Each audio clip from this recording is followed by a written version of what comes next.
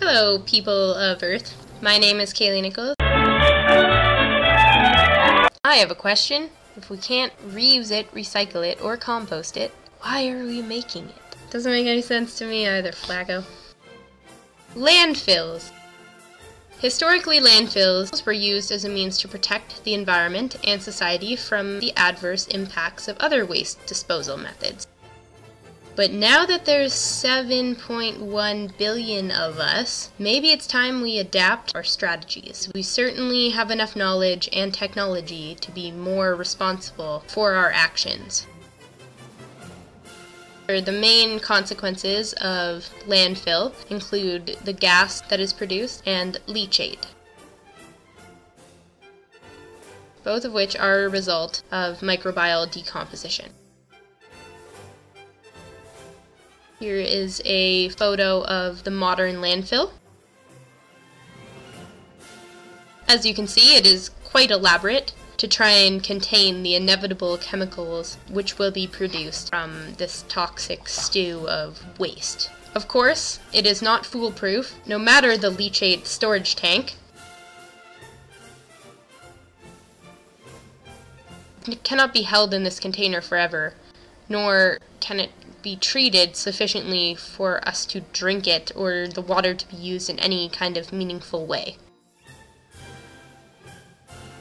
The migration of gas and leachate away from landfill boundaries and their release into the surrounding environment presents serious environmental concerns. And this is the amount of water that's coming up out of the cover of the leachate tank, flowing down through the woods to the Delaware.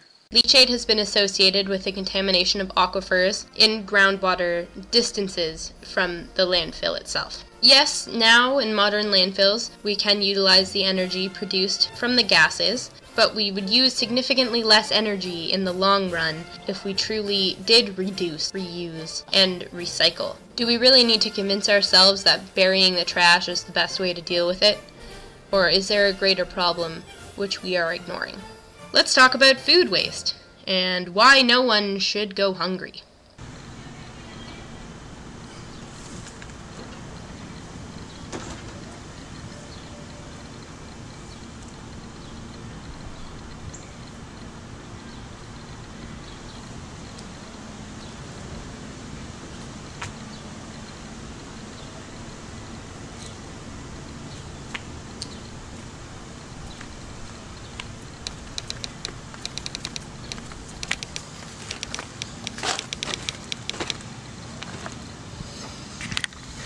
I'm in Holdridge, Nebraska, outside of the local grocery store, and all this food around me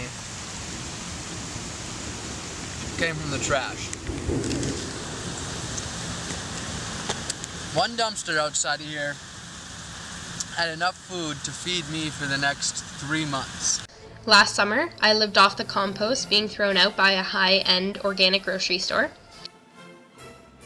An article published in 2010 says that targets of 1974 were to reduce post-harvest loss by 50% by 1985.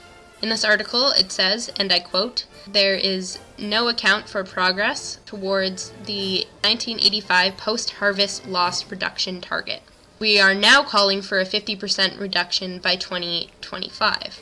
According to the Environmental Protection Agency, Americans generate around 4.6 pounds per person per day of trash. So as you can see, this problem has gotten a little out of hand.